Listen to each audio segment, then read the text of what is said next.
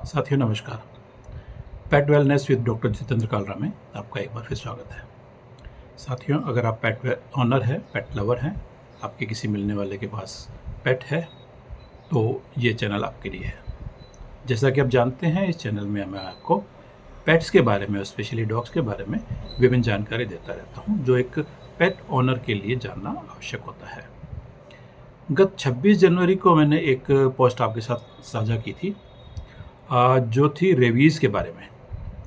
Rabies वह बीमारी है, वह जेनेटिक बीमारी है, जो कि अगर इंसानों में हो जाती है तो ये लाइलाज हो जाती है। और यह जेनेटिक से मेरा मतलब आप सब जानते हैं, जेनेटिक वह बीमारियाँ होती हैं जो पशुओं से इंसानों में फैलती हैं।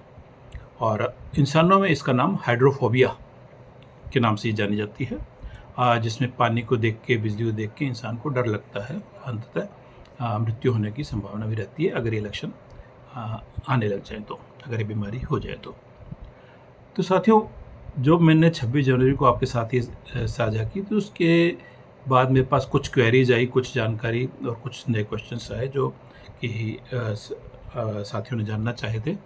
तो आज मैं उन प्रश्नों को ले रहा हूँ, उनमें से जो भी इम्पोर्टेंट प्रश्न हैं, जिससे कि मैं समझता हूँ वो आपको सारी जानकारी मिल जाएगी।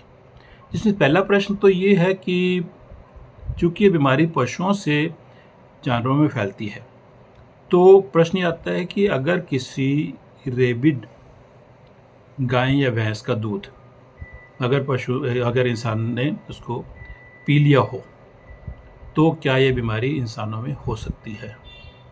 क्योंकि यह एक रेबिड डॉग सपोज करो बाइट किया किसी गाय या भैंस को, और उसके इंक्यूबेशन पीरियड में, यानी कि उसके लक्षण आने से पहले तक उसका पता नहीं लगा और उसके दूध को कंज्यूम करते रहे, उसके दूध को आपके पास सप्लाई होती रही और उसको कंज्यूम कर लिया गया, तो क्या यह बीमारी इंसानों में उस दूध को कंज्यूम करने वाले को हो सकती है?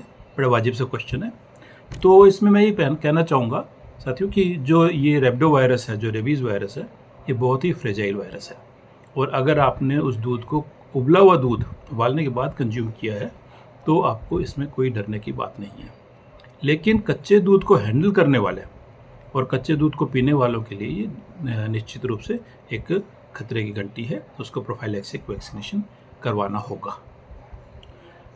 इससे मिलता जुलता एक प्रश्न और आता है कि सपोज़ करो कोई पशु जो है जिसमें रेबीज़ के लक्षण थे और उसको स्लॉटर कर दिया गया है और वो आपके खाने में आ गया है, तो उसको आपने खाने में उसको उपयोग में ले लिया किसी अनजाने में या किसी भी तरह से, तो क्या ये बीमारी उसको मीट को खाने से हो सकती है?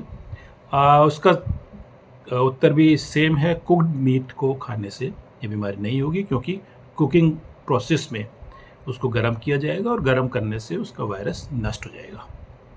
लेकिन रॉ मीट को यूज़ करने वाले या रॉ मीट को खाने वाले, चाहे आपके वो पेट्स हों या कोई भी हो, उनके लिए अगेन ये एक खतरे की घंटी रहेगी और उसको प्रोफाइलैक्सिक वैक्सीन करवा लेना आवश्यक होगा। साथियों, यह तो था मीट और दूध के कंजम्पशन के बारे में।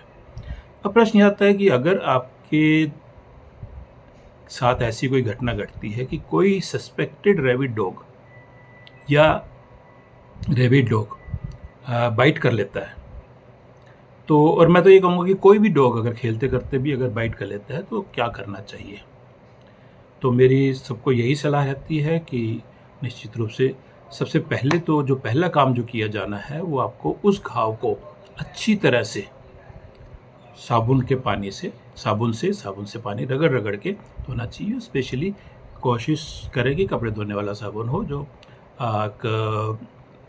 उस वायरस को, जिससे कि वो नष्ट हो जाए, और धोना अच्छी तरह से चाहिए, कम से कम 10 मिनट तक लगातार रगड़ कर इसको साफ़ करना चाहिए। घाव को खुला छोड़ना चाहिए और तुरंत चिकित्सीय परामर्श लेना चाहिए और प्रोफाइलैक्टिक वैक्सीनेशन करवा लेना चाहिए। अगर डॉग आपका जो है वो वैक्सीनेटेड है और उसको वैक्सीनेशन हुए 9 महीने से ज़्यादा नहीं हुए हैं, तो आपको इसमें घबराने की कोई बात नहीं है। और अगर उसके अंदर डॉग में कोई लक्षण नहीं आ रहे हैं रेबीज़ के, या आने वाले 7 से 10 दिनों में कोई लक्षण नहीं आते हैं, तो भी कोई परेशानी वाली बात नहीं है। लेकिन आपको इसमें भी जो चिकित्सक हैं, आपके जो फैमिली डॉक्टर्स हैं, आप उनसे संपर्क करें और उनकी सलाह अनुसार आप प्रोफाइलैक्टिक वैक्सीन अगर वो सलाह दें तो आपको करवा लेना चाहिए। इसके बाद एक क्वेश्चन ये आता है कि अगर आपने वैक्सीनेशन शेड्यूल फॉलो करना है तो इसके लिए क्या शेड्यूल होगा? तो इसके लिए एक फिक्स शेड्यूल जो डॉक्टर्स अपने उपयोग में लेते हैं। मान लीजिए आज आपको डॉग बाइट हुआ है, तो आज का दिन को 0 डे माना जाएगा।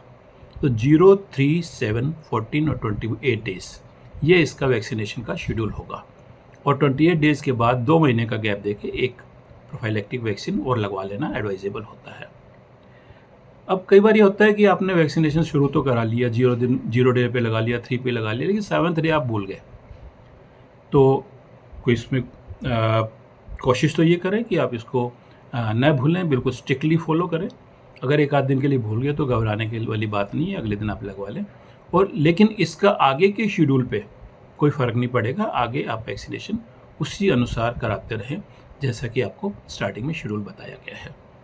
तो यह एक स्ट्रिक्टली फॉलो करने वाला एक शेड्यूल है जिसको करा लेना ही ज़रूरी है, क्योंकि जैसा मैंने प्रारंभ से बताया कि इसके अगर एक बार लक्षण आने शुरू हो जाए तो बचाना बड़ा मुश्किल हो जाता है। अब एक प्रश्न और आता है कि यदि आपके पास एक डॉग है, प्रॉपरली वैक्सीनेटेड है, रेबीज़ के टीका उसको लगा हुआ है और उसको एक रेबीज डॉग बाइट कर लेता है, तो आपको क्या करना चाहिए? क्या वह डॉग आपके लिए ख़तरनाक हो सकता है या यह बाइट जो है उस डॉग के लिए ख़तरनाक हो सकती है? तो साथियों, मैं इसमें ये बताना चाहूँगा कि यदि 6 से 9 महीने तक का टाइम हुआ है वैक्सीनेशन हुए आपके डॉग को, तो आपको चिंता करने की कोई बात नहीं है। आपके डॉग सुरक्षित है, आप उसमें वैक्सीनेशन की ज़रूरत नहीं है। लेकिन आप प्रिवेंटिव जो मैंने बताया कि साबुन पानी से धोने वाला काम, वो तो आपको कर ही लेना चाहिए। इसके अलावा जो एक प्रश्न और आता है, सपोज़ करो आपके डॉग को किसी रेबीज डॉग ने बाइट किया और आपका डॉग वैक्सीनेटेड है, लेकिन उसके 7 से 10 दिन के अंदर अंदर या उसके तुरंत बाद वह डॉग आपको बाइट कर लेता है या किसी अन्य मनुष्य को, किसी अन्य व्यक्ति को बाइट कर लेता है, तो क्या वो उसके लिए कुछ खतरा है, खतरनाक है? तो मेरा इसमें उत्तर होगा हाँ, क्योंकि उस डॉग में एक जो उसके में फ्रेश वायरस गए हैं एक रेबीज डॉग के द्वारा, उसके अगेंस्ट इम्यूनिटी डेवलप होने में, एंटीबॉडीज़ बनने में टाइम लगेगा। तो वो डॉग आपके लिए खतरनाक हो सकता है। आपको तुरंत चिकित्सीय परामर्श लेना चाहिए और डॉक्टर की एडवाइस पर प्रोफाइलैक्सिक वैक्सीनेशन करवा लेना चाहिए। तो इसमें आपको एक किसी तरह की लापरवाही करना ठीक नहीं है। तो ये प्रश्न हुए जो मेरे पास इन जनरल इसके बारे में पूछे जाते हैं, मेरे से पूछे गए, उनका जवाब दिया है। अगर आपके पास कोई और प्रश्न है जो आप इस बारे में जानना चाहते हैं तो आप मेरे कमेंट बॉक्स में डालिए, और किसी तरह की जानकारी आप चाहते हैं तो आप भी कमेंट बॉक्स में लिख सकते हैं। आपको जानकारी कैसी लगी इस बारे में भी आप अपने कमेंट्स दे सकते हैं। एक प्रश्न और बड़ा एक जनरल सा क्वेश्चन आता है कि क्या ऐसा कोई जीव भी है जिसमें रेबीज़ के लक्षण तो नहीं आते लेकिन वो रेबीज़ के वायरस को कैरी करता है? तो इस प्रश्न का उत्तर भी हाँ है। जी हाँ, बैट्स या चमगादड़ ये एक ऐसे जीव हैं जिनके फैट के अंदर रेबीज़ का वायरस जीवित रहता है। वो उसके कैरियर होते हैं, लेकिन बैट्स के अंदर इसके कोई भी लक्षण नहीं आते हैं, क्योंकि यह उनके नर्वस सिम्टम्स को इफ़ेक्ट नहीं कर पाता है, इसलिए उसमें कोई लक्षण नहीं आते हैं। तो ये तो थी आज की जानकारी रेबीज़ के बारे में, आपके द्वारा पूछे गए प्रश्न के बारे में। अगले किसी एपिसोड में मैं अन्य जानकारी लेकर के उपस्थित होऊंगा। तब तक के लिए बहुत बहुत धन्यवाद। नमस्कार।